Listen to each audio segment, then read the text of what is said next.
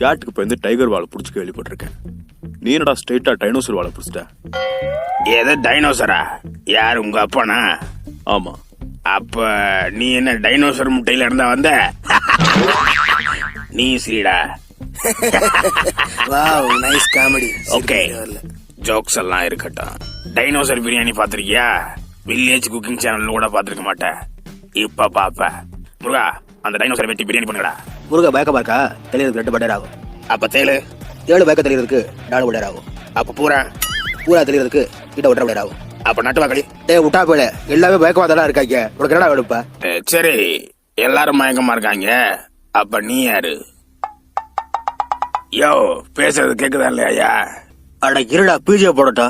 ஓ ஆமல, எப்பா அந்த பிஜிஎம் போட்டு விடுங்கப்பா. டைனோசர் தான் பேசுறேன்.